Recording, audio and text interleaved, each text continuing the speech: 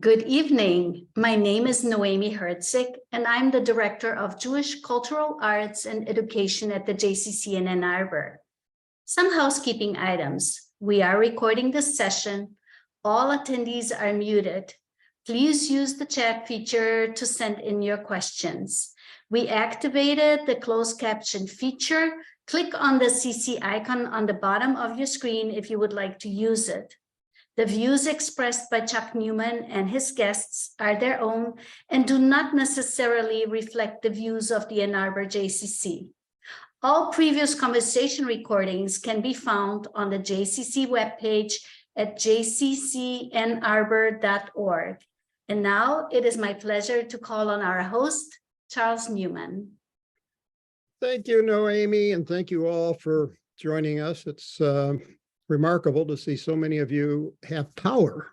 And of course, we're appreciative that you're using your ability to use the internet to join us tonight. And my three terrific guests I will introduce one at a time. I was reflecting, as so many of my neighbors and family don't have electricity, and they don't have the internet. Many of them, of course, do have generators. What it must be like in Ukraine, where so many people don't have electricity and they don't have heat. And some cases, it's difficult for them to get access to water, and bombs and rockets are falling. So we are indeed privileged that even in a generational ice storm, life just isn't so bad here. So my three guests are Julie Goldstein Ellis, Avishay Hayut. Hayut. I was thinking Regina, the Cantor's husband, and we also have Joy Wolfe Ensor here. Three guests, 3 of 16 remarkable people who are, as they refer to them, second generations, or maybe 2Gs, because they had parents who are Holocaust survivors. And my first question is, why did you write The Ones Who Remember? Voices of second generation Holocaust survivors. Well, I'll just give you a little background on it. We all met at Temple Beth Emeth. We were all members there here in Ann Arbor. In 2004, we started a group called Generations After, all children of Holocaust survivors, and with the purpose of presenting annual services on Yom HaShoah, Holocaust Remembrance Day, to our congregation to remember our parents' stories of survival and resilience. And over the years, we realized that our stories and our parents' stories were deeply affecting our congregation. And after about 10 years, we decided it would be very worthwhile to preserve these stories in a book. So we started to put them together, sort of interweaving them chronologically, and which took a couple years. And then we were consulted with an editor at Wayne State Press, who was very receptive to the book, but asked us, but where are you in all of this? So she wanted to hear more about our experiences as second generation and what it was like growing up in the shadow of the Holocaust. So we totally reworked the book. We agreed among ourselves that we could do this deeper dive into our own very personal feelings, very emotional. And it took us another couple years to do more writing, and each developed our own separate chapter with our own short memoir. Eventually, we hired a developmental editor, Polly Rosenwake, who's from Ann Arbor, who was wonderful and worked with each of us to further develop our stories. And it took about 7 years altogether from when we first talked about it until we got it published last April. What was your biggest surprise about producing the book? 7 years it took? Yeah, That was a surprise. right. That made me that it took so long. The original attitude was, we have all these stories. How hard could it be? Well, how hard was it? Avishay, how hard was it? It was when we met, which was about 5 years ago, to when the shift was towards our stories growing in the shadows of the Holocaust. I said, this is going to be a very tough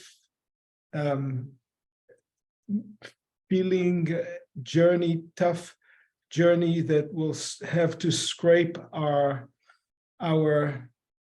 scratches from our scars that we have lived with in growing in the families that we had from the being a second generation. Often, a camel is described as a horse that was put together by a committee, and I think what they were striving at that if too many people are involved, there are too many points of view to create a coherent outcome. That doesn't seem to be the case here. Obviously, you had a very good relationship among you all.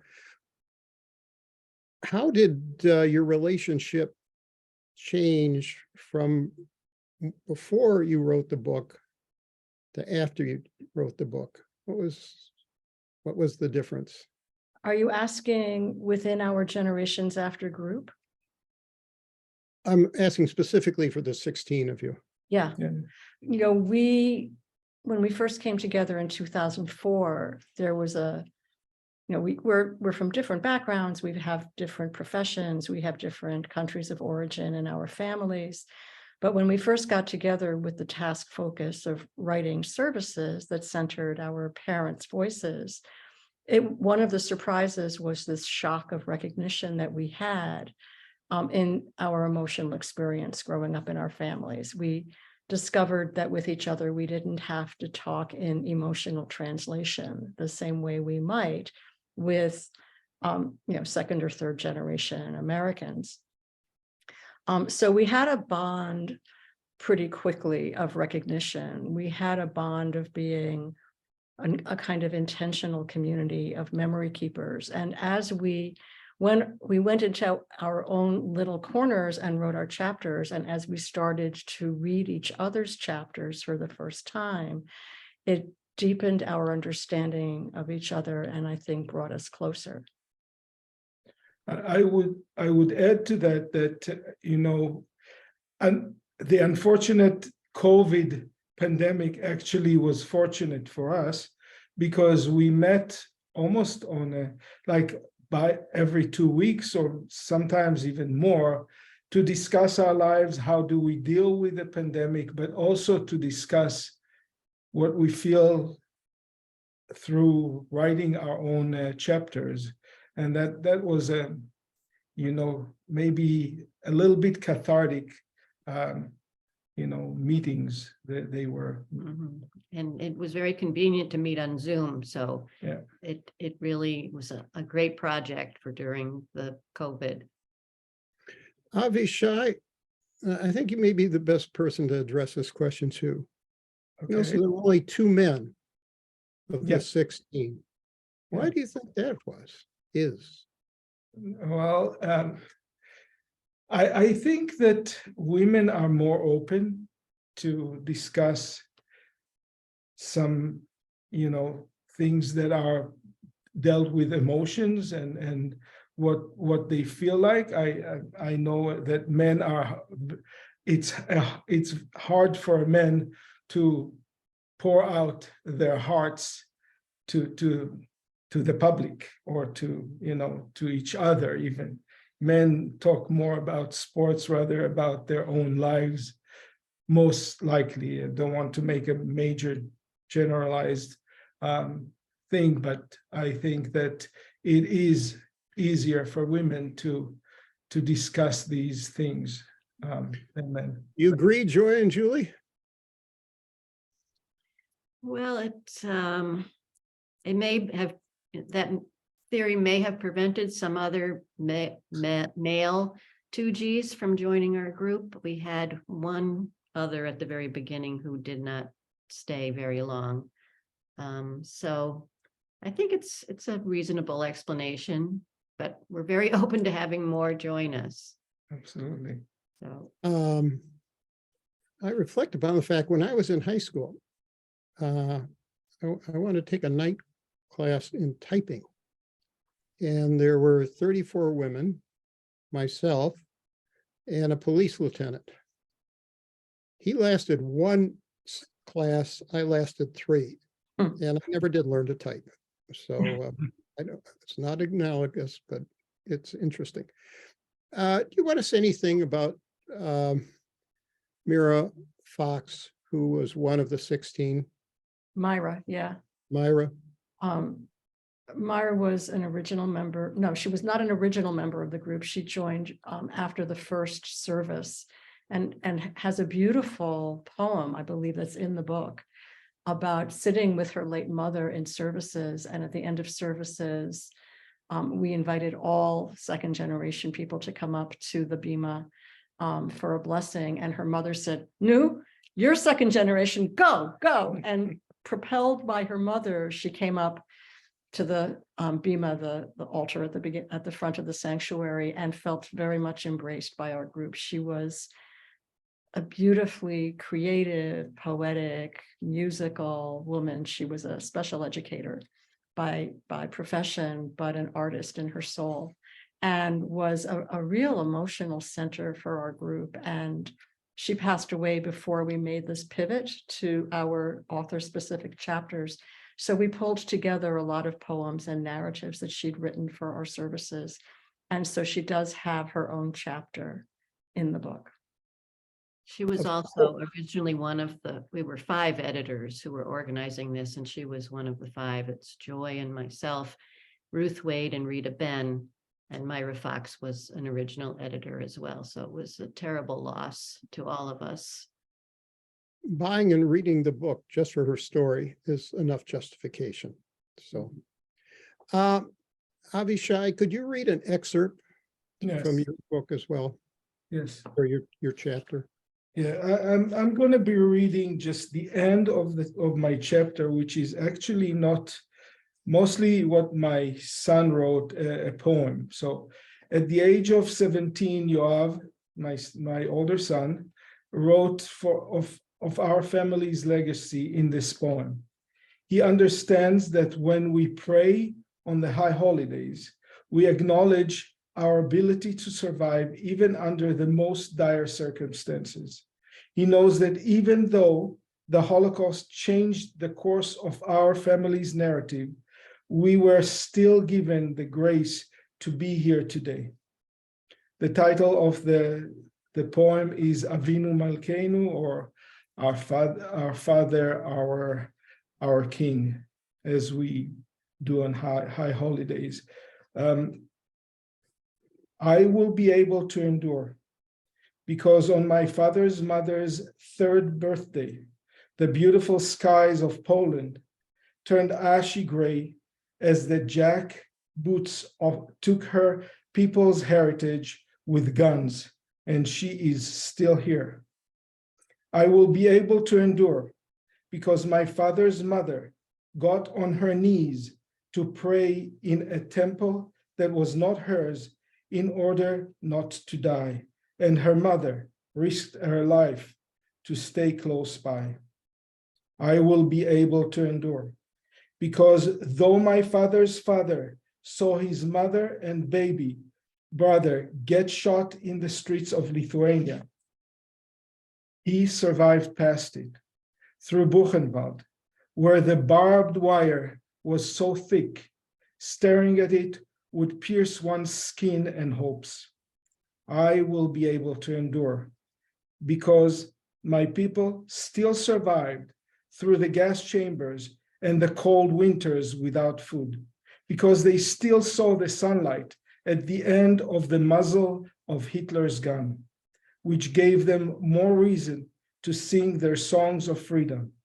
I will be able to endure, because my parents have endured me and much worse, and my grandparents' circumstances were much worse than mine.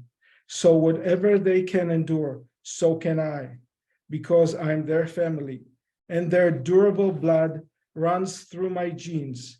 I will sing my song of praise at their graves one day, proclaiming to them, I will always endure, because it is why I am here today.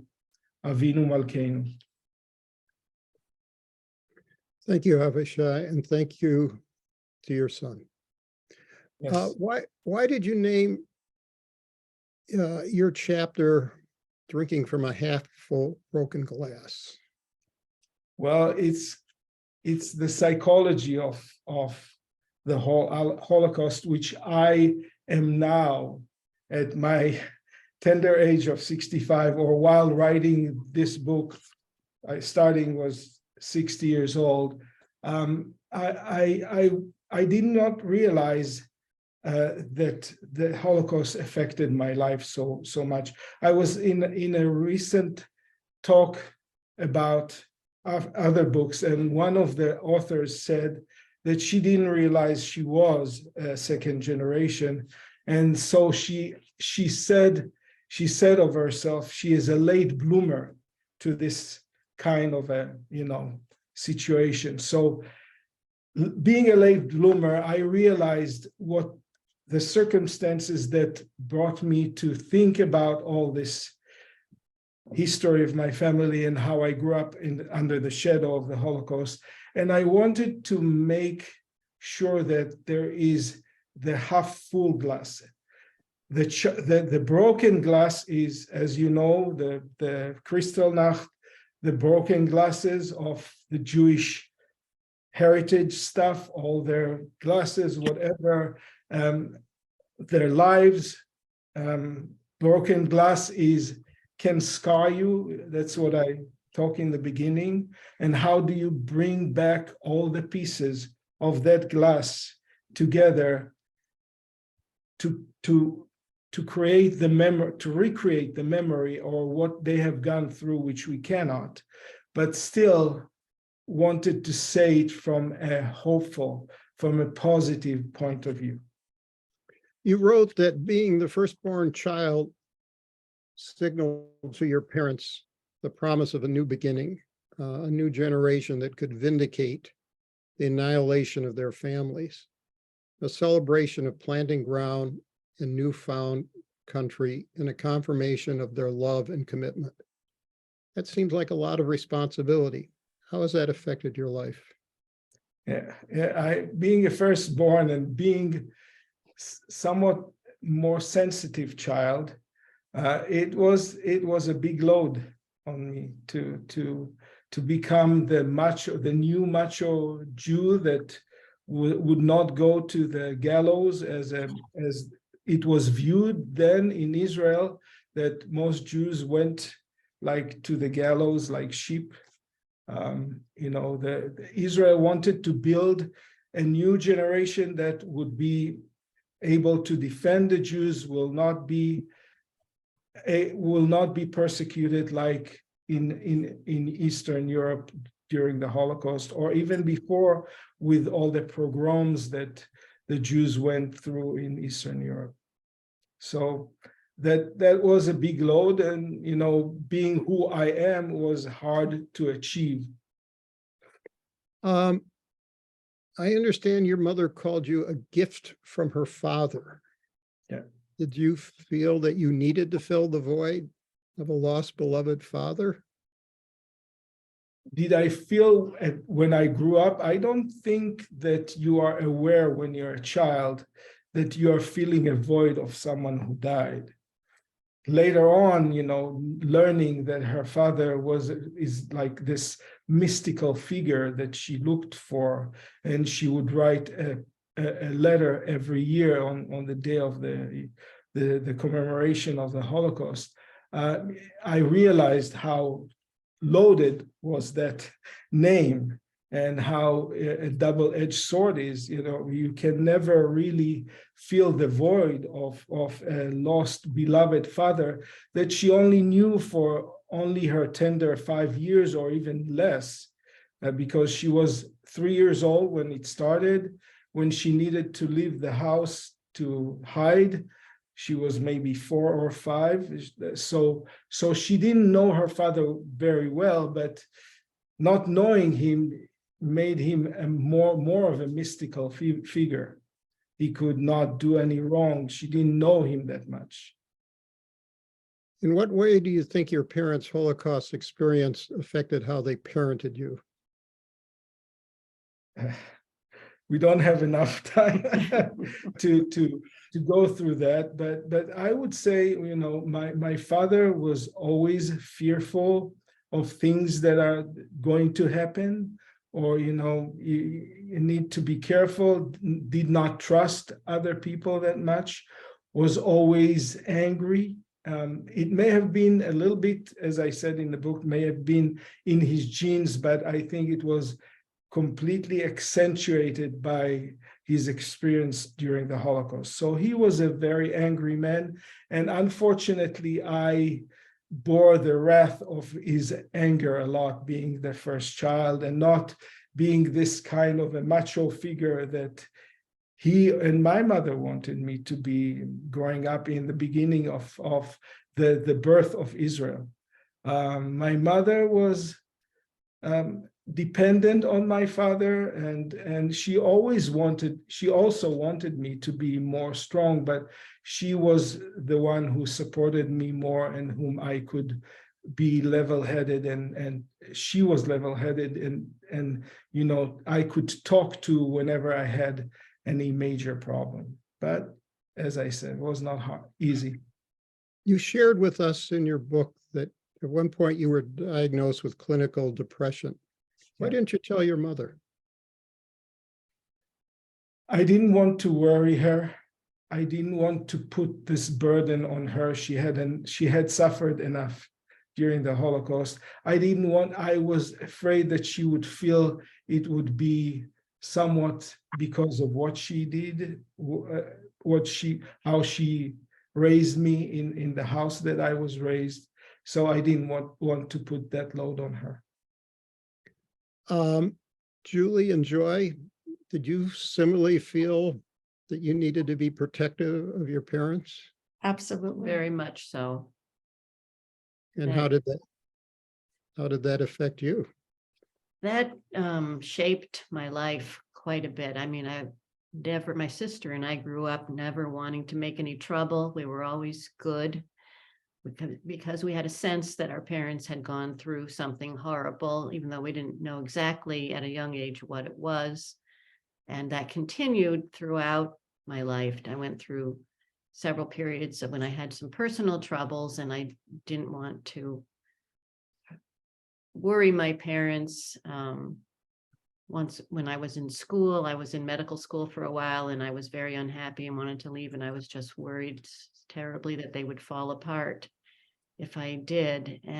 But finally I did leave, and they were okay. So I think I had failed to realize that they were very resilient and had a lot of innate strength that they developed from being survivors of the war.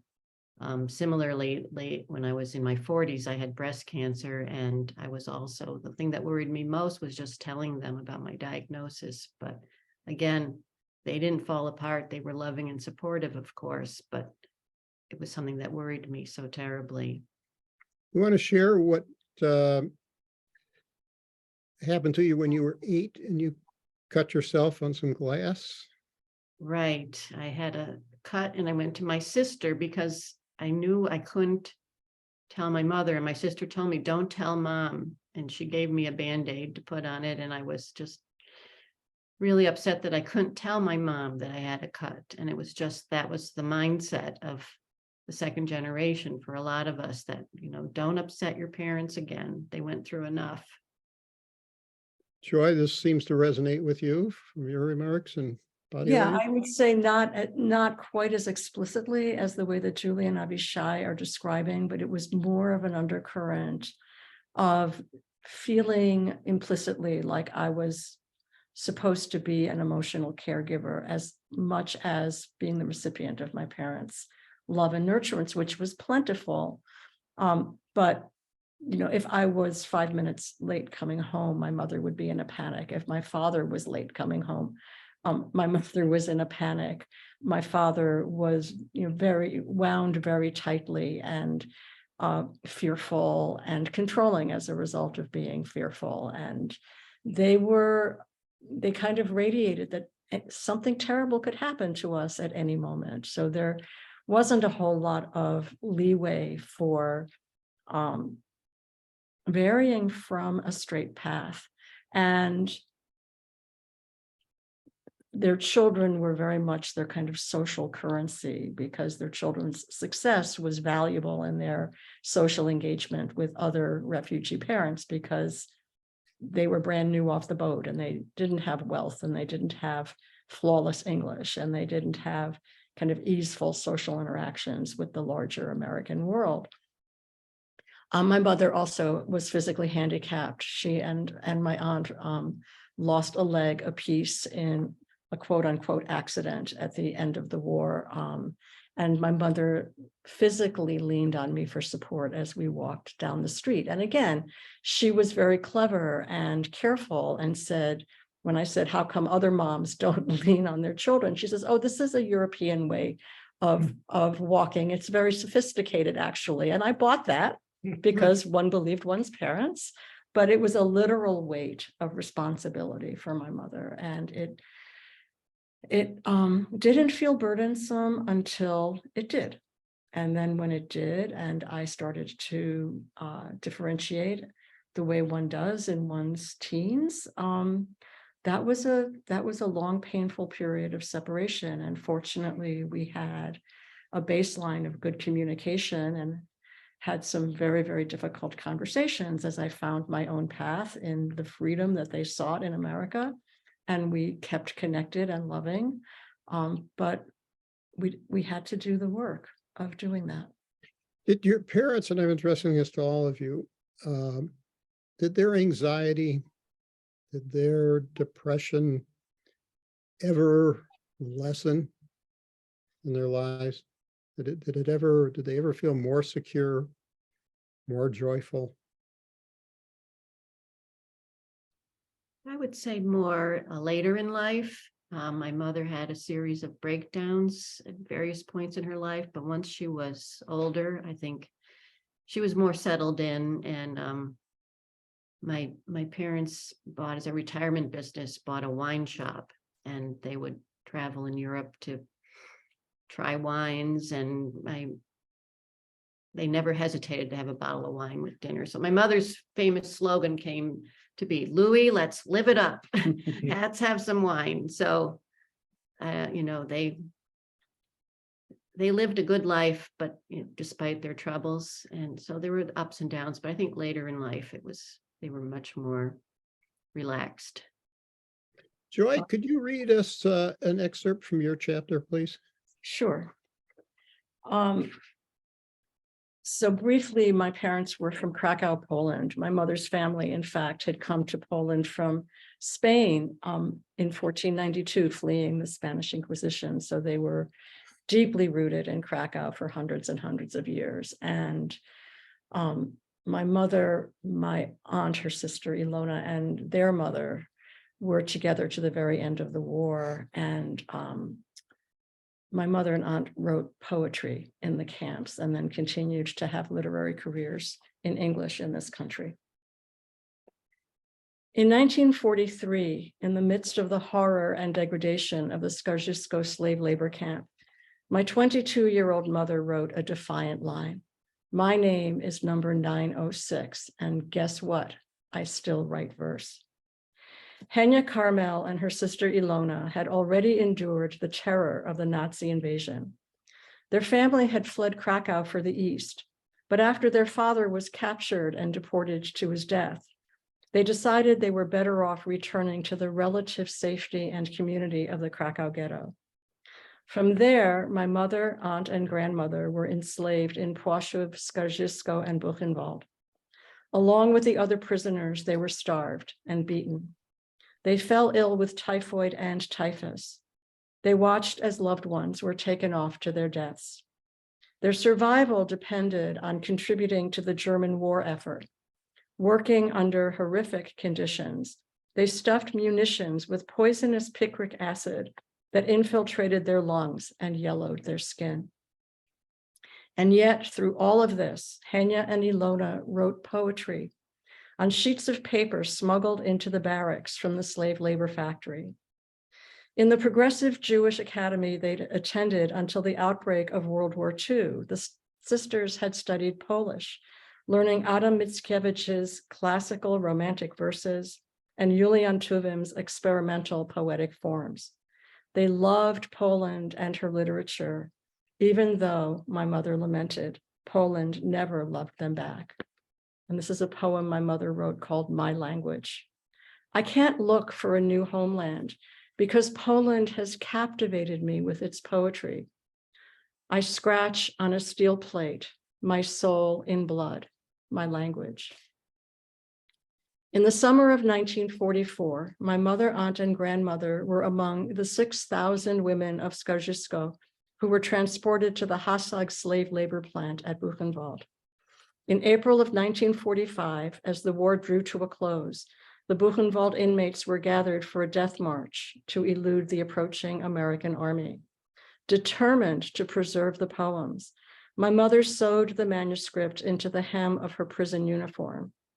I imagine her huddled in her bunk in the darkness, green eyes flashing, the needle moving swiftly through the thin fabric of her dress, forming tight stitches with a skill that I always envied but could never match. Tell us a little bit about their literary careers once they were liberated. So my parents came here in 1948 with my brother, who was then 18 months old. They were 2 years in Sweden after the war for treatment of the traumatic amputations that my mother and aunt endured. My aunt followed 1 year later. My aunt wanted to go to college and was basically laughed out the door by the social workers at the Hebrew Immigrant Aid Society. And long story short, she graduated from Radcliffe in 1953 with her first English language novel, her senior thesis, and it became a New York Times bestseller. And she had a second novel that was published in the late 1960s. She also had award-winning short stories. My mother, too, was a published short story writer and had 2 novels published in English. How did you and your father feel about mother's success? How did my father and I feel about our mother's success? Was your father jealous or was he supportive? He was, to my eyes, extraordinarily supportive. My mother didn't learn to type until much later, and my father typed her manuscripts until I became old enough to do so. My mother didn't drive a car, and he would drive her to her creative writing classes. He was a great champion of her work. And I don't think envy was in the picture because he was the main, he supported the family. He was the wage earner in the family. So I don't think he ever felt threatened by her financial success. And he was enormously proud of her achievements. I believe you once asked him about how he felt about his career. I did. And what did he say? Well, so his law school education in Poland was interrupted by the war, and he didn't have documentation of his studies there until much later in 2006, when my husband and I went to Krakow, and my father was still alive. And the only thing he wanted us to bring back was documentation of his law studies. And we found it in the university archives. So he couldn't be a lawyer, and he was accepted to a doctoral program in history in Columbia. And they gave him a tuition waiver, but not a living stipend. And it broke his heart to turn down that opportunity. So he cobbled together different jobs, as immigrants often do.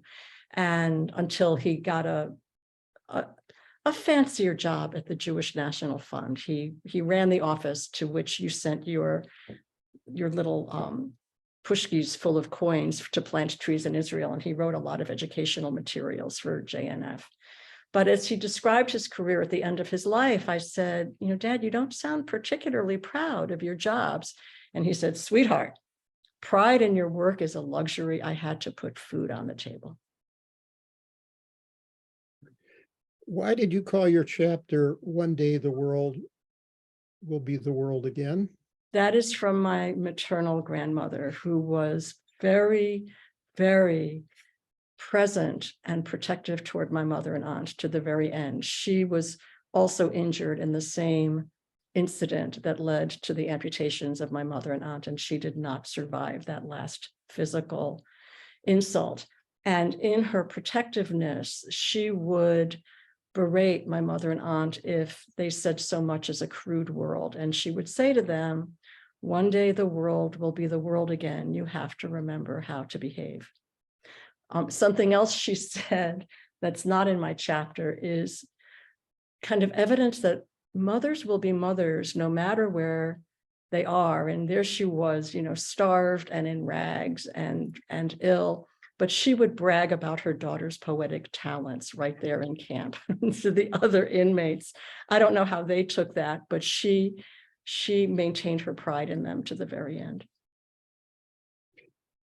In your book, in your chapter, you talk about the memorial candles that your parents lit every year in Yisker. How did that affect you as a child, and does it affect you today?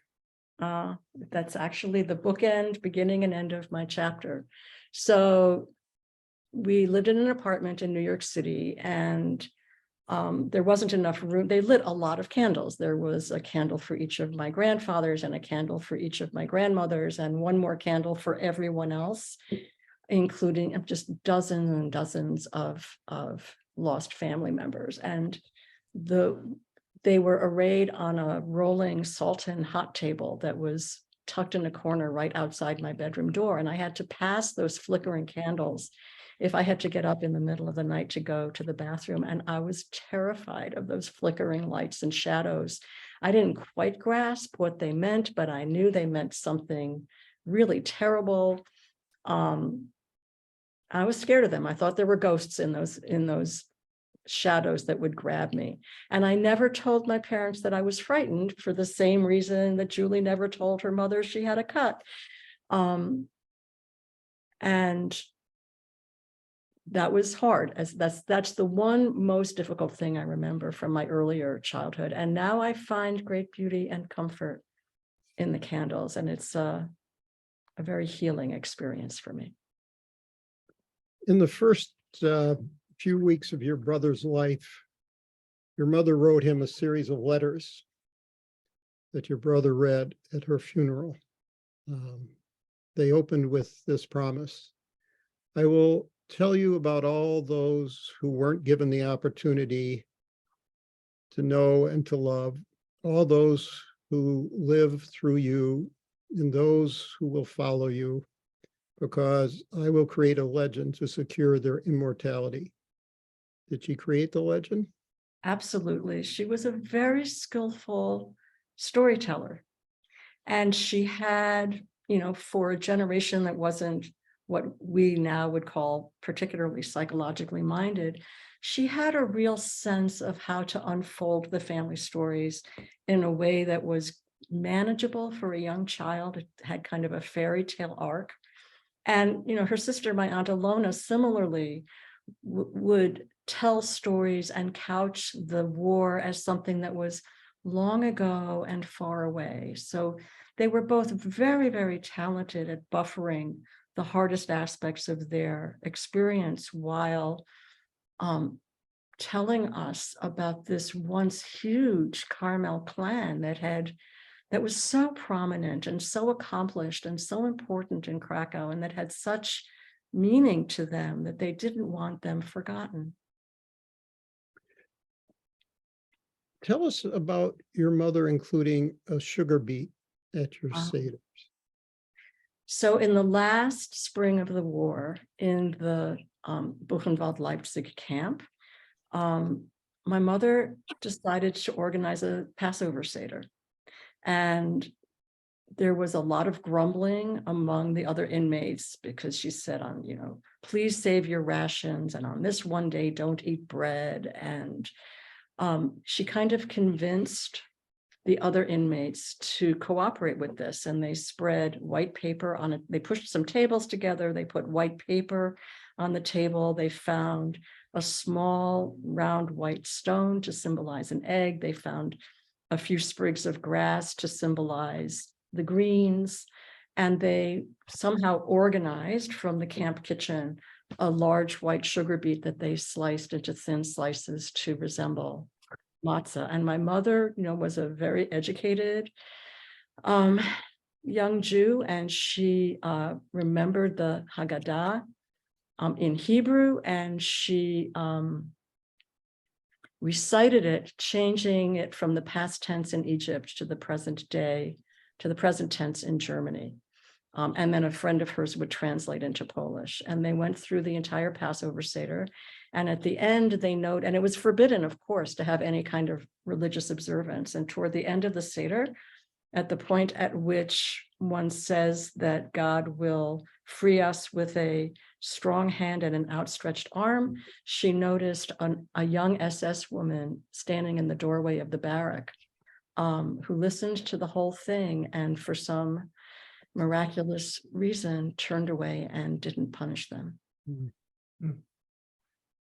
So When you- to this day, I have a sugar beet or whatever I can find. Sometimes it's a different root vegetable, but to this day, I have a sugar beet on my Seder table. And how does your family react to her story and the sugar beet? It's such an important part of our Seders. We've often done Seders collectively with a group of friends, and their children, not just my children, but their children often read that story, because my mother published that story in a magazine back in the 1970s. And they read this. I read the story at every Seder, and now in the next generation, that story is being read by other members of our kind of intentional family. Thank you. Julie, could you read a passage from your chapter, please? Sure. And I'll just preface this to say briefly that my parents were from a small town in the Carpathian Mountains of Eastern Europe. At the time of the war, it had been annexed by Hungary. The borders had changed many times. Currently, it's actually part of Ukraine, in the very western part of Ukraine. And the Hungarians, while it was under Hungarian rule, Hungarians, for various reasons, protected their Jews for a while. So they weren't really affected until late in the war. My father had been taken away as well as many young Jewish men in a slave labor battalion attached to the Hungarian army. And his unit was in a battle with Russians, and Russians conquered them and took the Hungarians and Germans, as well as their slave laborers, all as prisoners deep into Russia. And he miraculously survived, whereas 90% of the prisoners died, and then eventually made his way back at the end of the war to Prague. But my mother and her immediate family were left in the hometown until 1944, when they were all taken to Auschwitz. And she was the only one of her immediate family to survive. And this is from my chapter called The Attic Full of Photographs. And here's our book, by the way. When I was growing up, there had always been a reticence in our home about World War II. No one wanted to talk about the subject to anyone else, let alone tune into their own feelings. Silence became a refuge, a safe place. When I was very young, I wasn't always so silent. I was a gregarious girl in elementary school. I had lots of friends and was an outgoing student, eagerly raising my hand in class.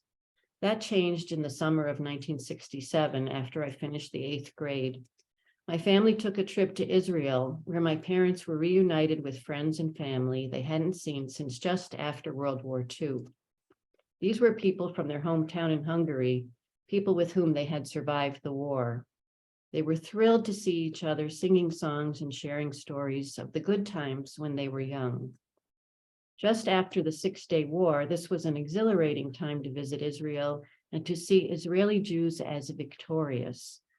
But our tour included visits to Holocaust memorials and museums, where I saw my parents break down crying.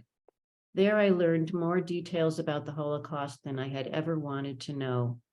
In one museum, our guide made a dramatic presentation of artifacts from concentration camps, including soap made from human fat and a lampshade made from human skin.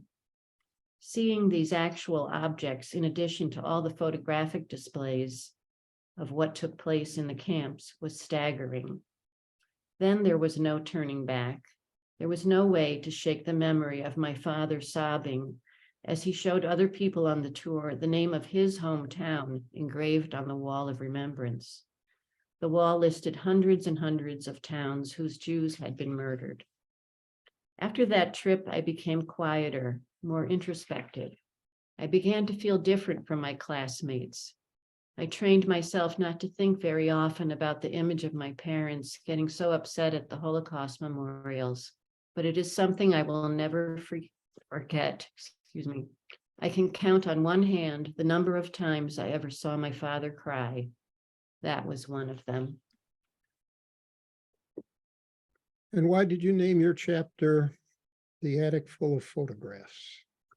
Because when the Jews in my mother's town and father's town were taken away, the first night they spent in the synagogue in their town, and then after that they were taken to a ghetto for a while and then eventually to Auschwitz. But in that synagogue, for some reason, the Hungarian police took photo albums and photos from all the homes of the Jews they had taken away and threw them into the attic or upper floor, I think it was, where the women gathered, of the synagogue. And after the war, they were still there, and survivors who went back to the town found the photographs and did their best to distribute them to survivors that they could get in touch with. So consequently, we had quite a few photos of my mother and father, mostly my mother's family, from before the war. And it helped us piece together some of their past and gave them some memories to hang on to. Why can't you watch the videos in your home of your parents giving witness to the atrocities of the Holocaust? You know, I think it's, I've watched part of them. These are the recordings that my parents made for Steven Spielberg's Shoah project. It's, I don't know, it just makes it all too real, brings it too close. I've watched some of it also at the Holocaust museums. And it's just, I don't know, it's just too overwhelming. And we have another one of our authors who has a similar situation, who've only watched one of her mother's 2 tapes. You've been named for your Aunt Julia Stemback Blaufield. Is that an honor, a burden, or is it both? Yes, my Aunt Julishka was her name. And well, I write about in my chapter, it is an honor, but it's also quite a burden, because you wonder, are you living a life that was taken away, and are you obligated then to make up for that lost life? I think many of us who are named after people who perished in the war have that dilemma, and it's something that's hard to deal with at different points in your life. So it is indeed an honor, but sometimes it's been a little bit too much, a little too overwhelming. I feel like I'm as conversant as one can be about the Holocaust from reading books and watching all the, 8 hours of the Shoah, and indeed visited the camps. But I don't think I've been affected more than when I read about your mother saying after they were taken away in cattle carts that she heard her little nephew ask, "Am I not going to sleep in my little bed ever again?" It was very affecting and distressing. Well, So you took your parents back to Hungary, did you not? What was that like? that was an amazing experience. That was summer of 1993, after the Iron Curtain came down, and we were able to travel back to their hometown. They had never gone back there after the war, because they found each other in Prague and just stayed in Prague for about a year before they came to the United States. And so it was their first time back there. And my sister and I went with them along with our cousin Lola, who was also a survivor. She's my father's niece. It was amazing because we found their homes and saw the town, saw the places where they had gone on their Sunday strolls down the main street. And it just brought the whole fantasy to life. I mean, it was sort of a fantasy when I was growing up, and my parents were happy to tell stories about life before the war, and they made it sound very idyllic. And my father came from a very tiny little village with they were the only Jewish family with their house was near where the train would stop to go into their general store that they had in their home. And my mother, when we were growing up, my mother compared it to the TV show Petticoat Junction. So it was just amazing to be there and we found my grandparents' graves. My grandparents had died before the war, so that was as close as I would ever be to having grandparents, to be able to touch their graves. Did you miss having grandparents? Oh, yes, I think we all did. And there were often aunts and uncles who filled that role a little bit, but it was never quite the same. Your parents also made a journey to the Eagle's Nest, which had been Hitler's retreat in the mountains. Can you share with us what they said? Right, they had traveled quite a bit in Europe in their later years of their lives, and they made a trip there. And my sister and I couldn't really believe they were willing to go. We asked them what it was like, and they said they felt victorious because they were there, they were alive, and Hitler was dead. So, they held their heads high and were very proud to be survivors. As well, they should be. Well, I only have about another 2 hours worth of questions. This isn't long, but I knew this would be the case. What would your parents, well, I guess some of you did have parents who read what you wrote. I don't know if it was any of you three, but what was the experience? Yeah, so I eventually got to read my chapter to my mother. Unfortunately, at the time that I read the chapter to her, her eyesight has diminished significantly, as well as her mental capacity. She's always been a very, very wonderful, warm person, but her memories slowly fading. And so I actually through the phone from the United States, read my chapter to her. In English or in Hebrew? In English, but explained it in Hebrew as well. She knows English well, but following the events, the chronicity of the events was a little bit hard for her to follow.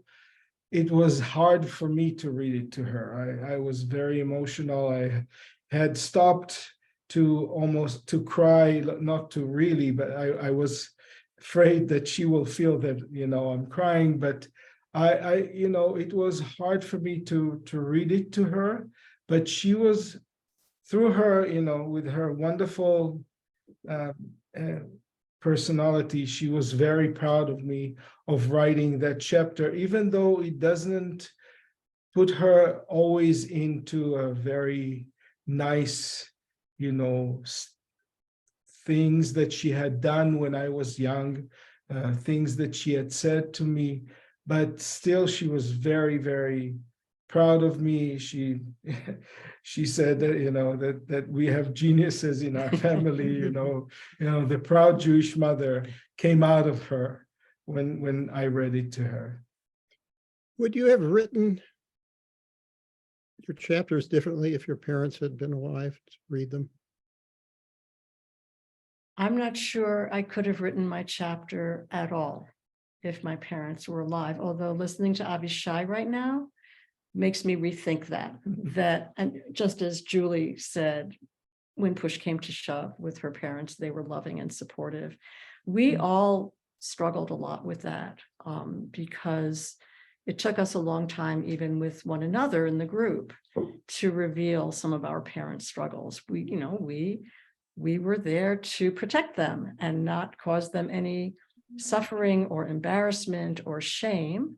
And to reveal some of their struggles and our own felt disloyal. And that was a big barrier to our originally talking about ourselves at all in this book. I would like to believe, having listened to Avishay and Ruth Wade, whose father is also alive and is a big champion of her chapter, that our parents would have understood what one reviewer described as a silver thread of gratitude that runs through our chapters, because I think we all genuinely, and from the perspective of older age, feel great compassion and admiration for our parents. And I hope that that shines through in all of our chapters in a way that our parents would recognize, were they all alive. Julie, would you have written it the same as you did? Pretty close. I don't know if I would have revealed some of the details of my mother's treatment for depression, but I think they all would have been very proud of us and understood that one of the reasons we wanted to reveal all of what our experiences were as well was not to complain or not to get attention for ourselves, but to we're hopeful that it will help others who can learn something from our stories, others who may have grown up in homes where parents were also suffering from post-traumatic depression and post-traumatic stress. And there are a lot of people out there who have dealt with this. And that was our goal, and we believe we're helping people, and that's why we'd like more and more to read the book. And we hear that from our Yeah, yes, audiences absolutely. consistently, Jews, non-Jews alike, all kinds of backgrounds, that there's a universality to these stories, and there's a universality of the lessons and the cautions about what human beings are capable of doing to one another that we see every day in our world. Well, thank you for allowing us to hear this story. Clearly, you have been affected, been traumatized. You've become resilient because of your parents' experiences. Do you think there's an echo with your children? Do you think they've been affected at all by their grandparents' experiences? How so? Well, they're looking at me because I exposed more about my struggles, repeating the mistakes that mostly my father had when I grew up, being angry at my son, especially my older son, just like he did to me when I was growing up. And having the expectation that we wanted them to live the life that we didn't have, or that's what our parents wanted. After suffering so much during the Holocaust, they put a lot of stress on us to be the future that they never had. So that comes with a lot of stress on our children to succeed, to be what we wanted them to be, without so much letting them be themselves, which I regret not doing more. As I've said more than once now, that there's so much more that you could tell us that we should hear. Where can our viewers tonight hear more? When are you going to be speaking again, and where? We've done about 40 book presentations already since the book was published last April. I did put in the chat our website, which has a news and events page which is updated with all of our upcoming events. coming up soon will be, Tuesday, Tuesday there's a for, program with the Museum of Jewish Heritage in New York on a Zoom. on a On a Zoom. Zoom. So if you do need to pre-register, so if you go to their website, that's the Museum of Jewish Heritage. I think you can probably find that's this Tuesday, I think at 1:30. And the link to that is on our book's Facebook page, which is if you go to Facebook and search for The Ones Who Remember. There's also going to be an in-person event at EMU in conjunction with ORT. That's at the end of March. The 24th, I believe. Okay. And Uh, yeah, the website is the website and the Facebook. 7th, I think, Yeah, the 27th of March. And 27th. 7th of March is the event that I'm going to be presenting with the other male in our group in Indiana University. So that's coming up also. I never, ever, ever go beyond an hour, but I just can't seem to end this because I don't want to. But I will end with, what do you say to Holocaust deniers who say, oh, that was so long ago. Why are we still talking about this? Or it didn't happen at all. Right. Yes, both the deniers and those who admitted, yeah, it happened, but it was so long ago. You know, chronologically, it was what, 80 years ago. Emotionally, it lives on in all of us. In terms of the root causes of this kind of anti-Semitism, white supremacy, genocidal thinking, we see it in the present day. We see it in our country. We see it in Russia's invasion of Ukraine. We see the intergenerational trauma that will affect the Ukrainian people, particularly the Ukrainian children. We sometimes describe ourselves, we 2Gs, as canaries in the coal mine. We are super sensitive to early warning signals of kind of autocracy, fascism, neo-Nazism. And our antennae are quivering all the time in the present day. And we don't hear them as echoes, we hear them as alarm bells. So one of the most important missions of our book is to sound the alarm. And in fact, I want to put a plug in, if I may, that as important as this book is as a legacy project for our group, we've taken it a step further by establishing the Irene Butter Fund for Holocaust and Human Rights Education. It's housed at the Jewish Community Foundation of Greater Ann Arbor. There's a very big fundraising event on April 15th at Temple Beth Emeth, featuring Ruth Messenger, who's Global Ambassador and past President of American Jewish World Service. If you don't know Irene Butter, who's a hero in our midst, she wrote the foreword to our book. She's a survivor of Westerbork and Bergen-Belsen. She's a peace and social justice activist. She's won umpteen humanitarian awards. She's our personal hero. And we honor her by naming the fund for her and by hoping through our fundraising efforts, particularly this fundraising event, that after this book fades away, after we are no longer able to send these messages and lessons directly, that this fund will exist in perpetuity to support projects to counter all of the denialism about our history. Well, Noemi, are there any questions that we should take a few minutes to answer at this point? No, I think the most important question was where they can get the book, if it's available in libraries, and somebody answered, yes, it is available in libraries, Barnes and Nobles, Amazon, so you can get it through all of these means. In the beginning, there was a question about if you all were born in the United States, you yourselves, that was a question. The answer is no. Avishay was born in I Israel. was born in Israel. There's someone who was born in Switzerland. Someone was born in, I think, Sweden. Hungary. Hungary, in Sweden, Sweden. and Yes. 2 authors grew up in Montreal. Yeah. And I'll add, the book is available in most of the local bookstores in town, as well as the Temple Beth Emeth gift shop. And we have books that we can sell to you directly too, if you run into any of us. Yeah, I think, I mean, our mission is really to spread the word, to show that there is a ripple effect of such a calamity, such a human caused disaster.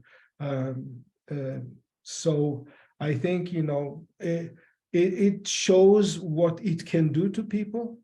It also shows how people can be resilient and can overcome. Not that we want it to be repeated, absolutely not, but to learn from it, that maybe people who read it will know that these things can not repeat themselves. Yashar Koa, thanks to the three of you. And Thanks to I'll just add one more thing about our website, secondgenerationvoices.com. Has some additional information about each author with additional family photos. So it's a wonderful website that our co-editor Rita Ben organized. So kudos to Rita. Can you repeat it again? I'm sorry. Second generation. Generationvoices.com.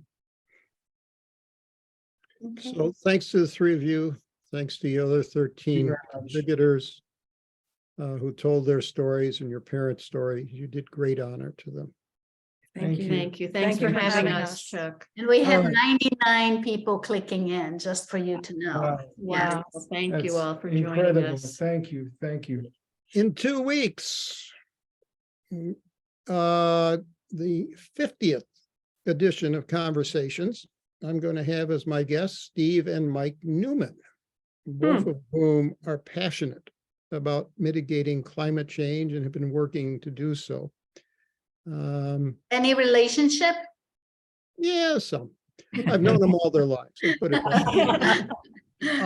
And that what they're going to speak to is the enormous amount of resources, time, money that consumers and companies and governments are spending on mitigating climate change that is just wasteful, going to make no difference whatsoever, and in some cases are even going to make the problem worse. There's going to be a lot of very thoughtful analysis and examples of how this money and time is being wasted. So I hope you can join that. Thank all of you for joining us this evening. You honored our authors and they deserved it. So good night. And I hope all of you who are visiting someone who does have power, you get power too. So, Thank you. Thank you. Thank you. good night. Good night. Good night. Good night. And